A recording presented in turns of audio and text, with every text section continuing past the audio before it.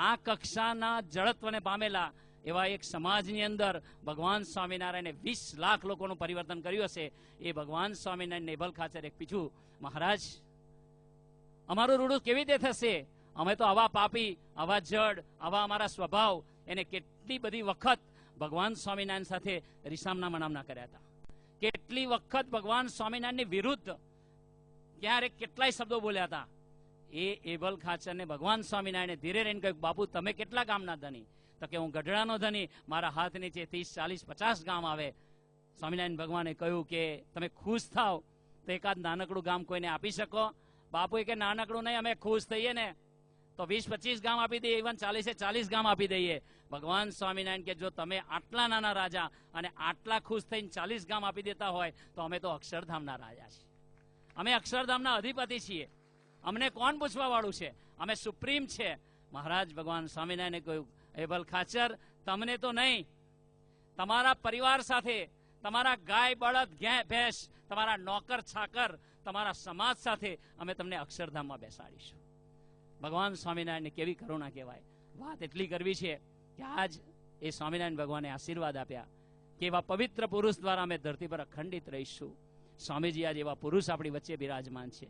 સ્વામીજીએ એમની દેહની ટ્રીટમેન્ટ માટે થોડી તપાસ માટે પધાર્યા હતા. એમાં દાંતની ટ્રીટમેન્ટ કરાવી હતી. વચ્ચે સમય હતો, ખાલી 48 કલાકના સમયની અંદર સ્વામીજી હા પાડી દીધી અને આપ સૌના દર્શન થયા. આજે યોગેશભાઈ પધાર્યા, હેમરાજભાઈ પધાર્યા, ભરતભાઈ પવઈ મંદિરથી આખું મંડળ, ભરતભાઈ ને વસીભાઈ વગેરે પધાર્યા.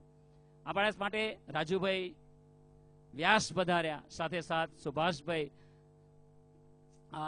શશીભાઈ, રાજુભાઈ પાધ્યે, બધા જ મહાનુભાવો અને વડીલો આપણા આમંત્રણને સ્વીકારીને આપણી સભામાં પધાર્યા. આપણે ખરેખર એમના આભારી છીએ. પણ મૂળ વાત તો એટલી કરવી છે કે સ્વામીજીના શ્રી ચરણોમાં પ્રાર્થના કરવી છે કે સ્વામીજી જેવા પુરુષ ધરતી પર પધાર્યા છે. અમેરિકામાં સ્વામીજી એક જગ્યાએ પધાર્યા હતા. એક જણની ઘેર એની ઈચ્છા નથી કે સ્વામીજી એના ઘરે આવે, પણ એક દોસ્તી દાવે સ્વામીજી કહ્યું કે એના ઘરે જવું છે. ત્યાંથી નજીકથી પસાર થતા હતા. સ્વામીજી જયારે પધાર્યા ત્યારે પેલાની ઈચ્છા નથી કે સ્વામીજી આવે. એનું કારણ એક જ હતું કે એના ઘરના ટેબલ ઉપર નોનવેજ અને દારૂના શીશાનો કંઈક પાર્ટી કરવાનો પ્રોગ્રામ હતો. સ્વામીજી અચાનક એના ઘરે પધારવાનું થયું. સ્વામીજી કે મારે તો આવું જ છે. એને બધું ઢાંકી દીધું. ઢાંકી દીધા પછી સ્વામીજી એને ઘરે ગયા, બીજું બધું દેખાડ્યું. પછી બીજા કોઈના ઘરે પધરામણી કરવા લઈ ગયો. એને એમ કે સ્વામીજી જલ્દી જાય તો સારું, અમારા ઘરની અંદર બધું પડ્યું છે. જ્યારે સ્વામીજી કીધું ના મારે તારી ઘેર પાછા આવવું છે, પાછા ઉતરતા પાછા એના ઘરમાં ગયા તો સ્વામીજી પેલી ચાદર પાસે નજીક ગયા. પેલાનું હૃદય ધડકી ઉઠ્યું.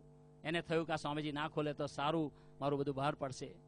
સ્વામીજીએ ચાદર ખોલી ત્યારે એને દર્શન કર્યા તો એ જે નોનવેજ હતું એ બધું વેજીટેરિયનમાં પરિણમેલું.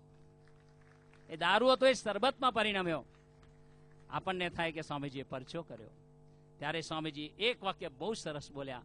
સ્વામીજી કે અમે નોનવેજમાંથી વેજીટેબલ બનાવવા માટે ધરતી પર નથી આવ્યા, પણ આસુરી વૃત્તિઓ કાઢી અને એના આત્માને ભગવાન તરફ યાત્રા ચલાવી અને એના આત્માના ખરાબ સંસ્કારોને સાફ કરી એના આત્માને વિશે ભગવાનની મૂર્તિ પધરાવી અને અક્ષરધામ લઈ જવા માટે અમે આવ્યા છીએ. વિચાર કરીએ કે આવા જે શુદ્ધ પુરુષ છે એમની ભાવના કેટલી બધી ઊંચી છે. જેમ નિષ્કામભાઈએ વાત કર્યું કે સ્વામીજીને કોઈએ પૂછ્યું તમારા કેટલા મંદિર? સ્વામીજી કે અમારું તો એક જ મંદિર, તે પણ હરિધામ મંદિર. ત્યારે પેલા કહીશું તમે એક જ મંદિર? ત્યારે સ્વામીજીએ કહ્યું કે અમારી પાસે 61,000 મંદિરો છે. પેલા કે 61,000 મંદિરો તમારા? સ્વામી કે અમારા 61,000 યુવકો એવા છે કે જેના જીવનની અંદર કોઈ વ્યસન નથી, જેના જીવનની અંદર કોઈ વહેમ નથી, જેના જીવનની અંદર કલુષિતતા નથી, જેના જીવનની અંદર વિકાર નથી, જેના જીવનની અંદર ભગવાનની નિષ્ઠા છે, જેના જીવનની અંદર કેવળ ભક્તિ છે. અને આવા જે જીવતા જાગતા જે યુવકો ધરતી પર ફરે છે એ અમારા 61,000 મંદિરો છે. આપણે સૌ આજે સ્વામીજીના ચરણોમાં એક જ પ્રાર્થના કરવી છે કે અમારા આત્માને, અમારા હૃદયને અમારે મંદિર બનાવવું છે, અમારા ઘરને અમારે મંદિર બનાવવું છે, અમારે એવી ટોપ ભાવનાથી જીવન જીવવું છે. એવા સમર્થ પુરુષ મળ્યા છે. એક ગવર્મેન્ટના ઓફિસરે સ્વામીજીને પ્રાર્થના કરી ખૂબ ક્લાસ 1 ઓફિસર હતા, ક્લાસ 1 ઓફિસર હતા. અને એને સ્વામીજીને પ્રાર્થના કરી કે સ્વામીજી, મારો સ્વભાવ ખૂબ કડક છે, મારી આજુબાજુવાળા જે ઓફિસરો છે એ મને ખૂબ પજવે છે, ત્યારે હું બહુ ડિસ્ટર્બ થઈ જાઉં છું અને મને એવું લાગે છે કે હું એકલો પડી જાઉં છું, તો મારે શું કરવું જોઈએ? મારે આ જોબ છોડી દેવી જોઈએ? ત્યારે સ્વામીજી એક વાક્ય બહુ સરસ બોલ્યા, જે આપણા માટે આધ્યાત્મિક વાક્ય છે. સ્વામીજી કે સાહેબ,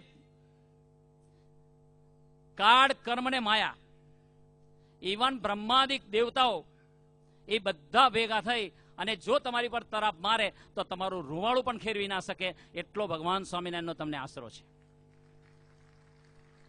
પરંતુ તમારા આત્માને વિશે અહમની જે જડતા છે, જેને લઈને તમારો જન્મ થયો છે, એ અહમના સંસ્કારો આ ધરતી પરથી તમે જો ટાળીને નહીં જાઓ તો તમારે કેટલાય જન્મ લેવા પડશે. અને તમારા કેટલાય જન્મો અહમના કારણે ના લેવા પડે એટલા માટે તમને દાસત્વમાં લઈ જવા માટે, ગરીબાઈમાં લઈ જવા માટે, ભગવાનને કરતા હરતા માનીને, ભગવાનની સત્તાનો સ્વીકાર કરીને, પોતાનો દોષ જોઈને, ભગવાનનું ભજન કરીને, આત્માને વિશે રહેલો કચરો સાફ કરીને, તમારા આત્માને વિશે ભગવાન સ્વામિનારાયણની મૂર્તિ પ્રસ્થાપિત કરવા માટે ભગવાન સ્વામિનારાયણ તમારા જીવનમાં એ બધા ઓફિસરોમાં પ્રવેશ કરી અને તમારી કસોટી કરી રહ્યા છે. અને એ ભગવાન સ્વામિનારાયણ એની સુપ્રીમ સત્તાને તમે એ ઓફિસરોમાં જોઈ અને જો તમે ભગવાનનું સ્વાધ્યાય ભજન કરશો તો તમારા આત્માને ભગવાન અંદરથી અહમ કાઢીને ઝીરો અવસ્થા પર લઈ જઈને આત્માને વિશે ભગવાનની મૂર્તિ પધરાવીને અક્ષર બ્રહ્મનું શરીર આપીને આ દેહ કરીને તમારું કલ્યાણ કરશે. સ્વામીજીના ચરણોમાં એક જ પ્રાર્થના છે કે આ ગોરેગાંવની ધરતી ઉપર અત્યારે આટલા શોર્ટ નોટિસમાં, આટલા ટૂંકા સમયમાં આપ સૌ પધાર્યા. મૂળમાં તો સ્વામીજી આવી તબિયત ગ્રહણ કર્યા છતાંય પધાર્યા. આપણે સ્વામીજીને અનંત ઘણા ઋણી થઈ ગયા. પણ સ્વામીજીના ચરણોમાં એક જ પ્રાર્થના છે કે ગોરેગાંવની આ ધરતી ઉપર આપનો સંકલ્પ છે કે સુંદર અને વિશાળ મંદિર બને, ઇન્ટરનેશનલ વેલફેર સેન્ટર બને, હજારો લાખો યુવકો પ્રેરણા પામી પોતાના જીવનને સાર્થક કરે, પોતાનું જીવન શુદ્ધ અને પવિત્ર બનાવી આ લોકમાં સુખી થાય અને પોતાના આત્માને ભગવાનની ગોદમાં બેસાડે, એવા એક સંકલ્પ સહિત આ ધરતી પર આપ મંદિર કરવાના છો. તો આપના ચરણોમાં 78માં પ્રાગટ્ય દિને એક જ પ્રાર્થના કરવી છે. હે સ્વામીજી, તમારો સંકલ્પ છે હજારોને તમારે મંદિર બનાવવા, તો અમારો સૌનો નંબર એ મંદિરોમાં લાગે. અમારા સૌની પર એવી નજર રાખજો કે અમે જ્યારે અમારા જીવનની અંદર ભગવાનની અપ્રતિમ સુપ્રીમ નિષ્ઠા દ્રઢ થાય, જેના ફળ સ્વરૂપે અમારા જીવનમાં ગમે એટલા વાવાઝોડા આવે, ગમે એટલી પરિસ્થિતિ વિપરીત થઈ જાય, ગમે એટલા અમારા જીવનમાં નાસીપાસપણું આવે, ઇવન અમારા હૈયાને વિશે પણ વાવાઝોડું આવે, આત્માને વિશે સરાઉન્ડિંગ જે માયાના સંસ્કાર છે એ પણ કદાચ તાંડવ નૃત્ય કરે, પણ ભગવાન સ્વામિનારાયણની નિષ્ઠા અને ગુણાતીત પુરુષોની નિષ્ઠા, જેમ અમારા કાકાજી મહારાજ હતા, જેમ અમારા પપ્પાજી હતા, એ કાકાજી અદ્ભુત લંડનની ધરતી પર ફિલિપ્સ કંપનીના માલિકની દીકરીએ, એ પેલા ફિલિપ્સ કંપનીનો માલિક હતો, એક કૂતરાને રમાડતો હતો. કાકાજી હસ્યા સેવોય હોટલની અંદર. પેલો કે કેમ હસો છો Dadubhai, why do you laughing me? ત્યારે એને કીધું કે તમારી સ્ટુપિડિટી જોઈને હસું છું.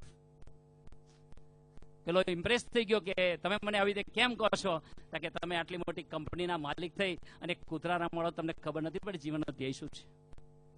એ કાકાજીની કેટલી બધી હાઈટ હશે પેલા માણસને થયું.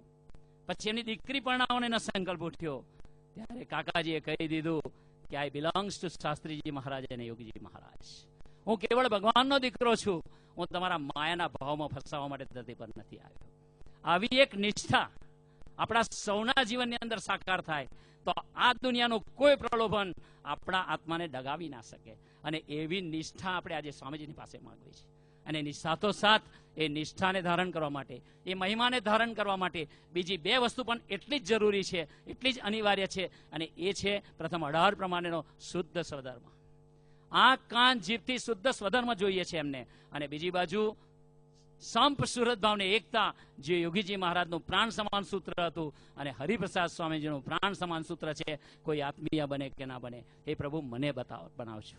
વર્લ્ડની કોઈ પણ વ્યક્તિ પ્રત્યે અપેક્ષાનો કિંચિત ભાવ રાખ્યા વગર એક ધાર્યો ભગવાન તરફ આત્મીય થઈને દોડે, એનું નામ સાચો સેવક કહેવાય.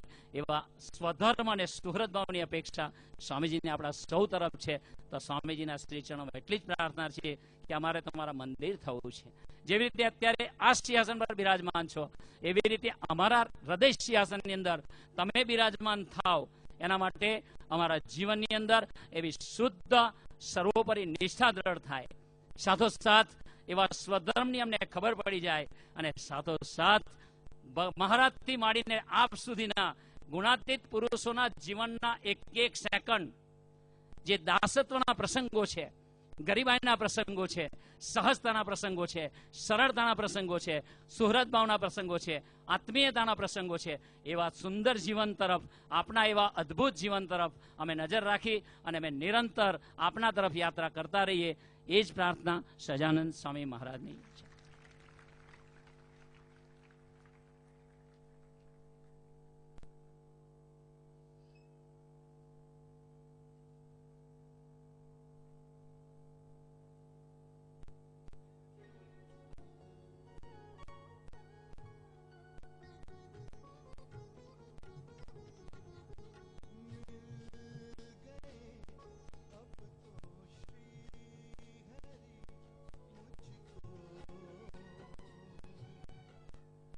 આત્મીય સ્વજન યોગેશભાઈ સાગરને આપણે પ્રાર્થના કરી કે 5 મિનિટ લાભ આપે, પણ એમની ઈચ્છા એવી છે કે હું સ્વામીજીનો લાભ લેવા આવ્યો છું, તો ત્વરે સ્વામીજીની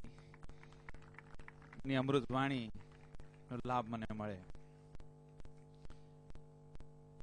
બહુ દિન ગયે અકારથી, સંગતિ ભઈ ન સંત, પ્રેમ બિના પશુ જીવના, ભક્તિ બિના ભગવંત.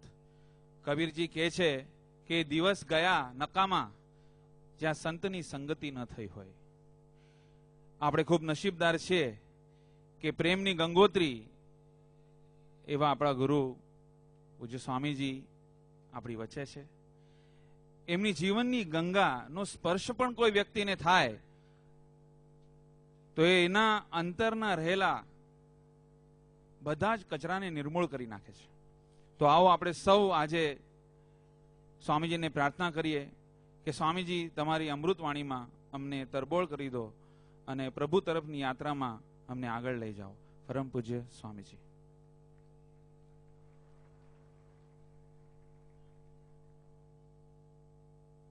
ગોરેગાંવના કોર્પોરેટર દિલીપભાઈ પટેલ સ્વામીજીના આશીર્વાદ લઈ રહ્યા છે. માજી મેયર દિલીપભાઈ પટેલ.